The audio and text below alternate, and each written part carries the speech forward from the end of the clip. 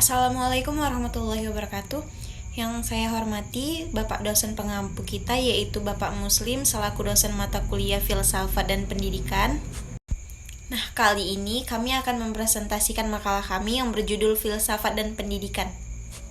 Yang beranggotakan pertama saya sendiri yaitu Firza Lutfia, yang kedua ada Mindy Mentari, dan yang ketiga ada Priyono. Nah, untuk materi yang pertama akan saya sampaikan sendiri. Baik, untuk materi yang kedua akan disampaikan oleh Mindy Mentari dan materi ketiga akan disampaikan oleh Priyono. Pengertian filsafat pendidikan dan filsafat pendidikan Islam. Kita harus mengetahui terlebih dahulu apa itu filsafat dan pendidikan.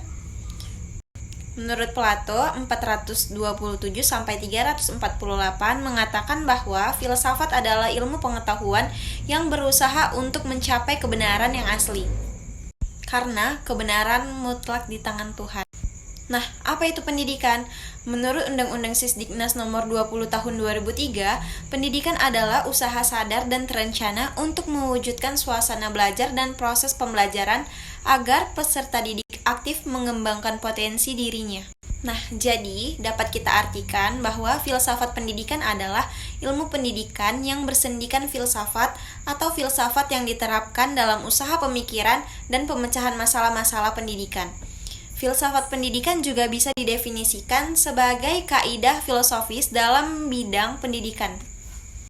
Filsafat pendidikan Islam pada hakikatnya adalah konsep berpikir tentang pendidikan yang berlandaskan ajaran-ajaran agama Islam.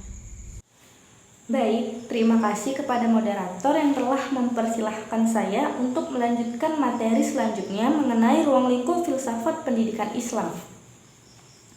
Muzain Arifin mengatakan bahwa dengan mempelajari filsafat pendidikan Islam berarti memasuki arena pemikiran yang mendasar, sistematis, logis, dan menyeluruh mengenai pendidikan yang tidak hanya dilatar belakangi oleh agama saja, tetapi mengajak kita untuk memahami ilmu-ilmu pengetahuan yang relevan.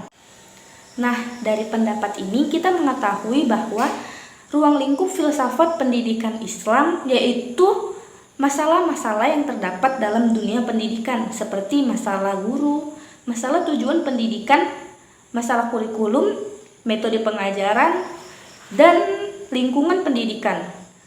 Karena itu, dengan mengkaji filsafat pendidikan Islam, seseorang akan lebih diajak untuk memahami bagaimana sih tujuan dari pendidikan Islam dan bagaimana cara menjadi guru yang baik dan lain-lain yang dilakukan secara mendalam, sistematis, logis, yang berdasarkan tuntutan Islam, khususnya berdasarkan Al-Quran dan hadis.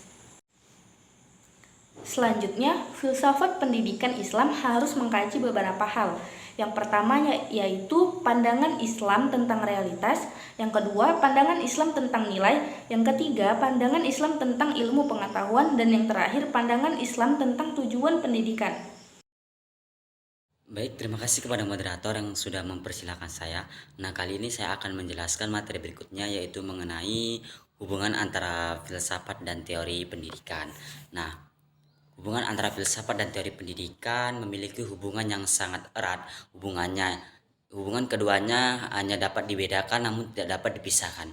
Hubungan antara keduanya demikian erat sehingga kadang-kadang filsafat pendidikan disebut teori pendidikan. Demikian pula sebaliknya. Secara singkat, hubungan antara keduanya dapat dirumuskan sebagai berikut. Yang pertama, filsafat pendidikan yang memberikan pandangan filosofis hanya kepada teori pendidikan, khususnya pandangannya tentang manusia, peserta didik, tujuan pendidikan, dan pembagian seharusnya belajar dalam dunia pendidikan. Yang kedua, teori pendidikan sebagai sebuah disiplin ilmu yang otonom sering menemui masalah-masalah yang membutuhkan bantuan filsafat pendidikan jika teori pendidikan tidak dapat dipertanggungjawabkan. Secara khususnya yang berhubungan dengan kehidupan manusia, maka akan mengakibatkan perlakuan yang tidak bertanggung jawab.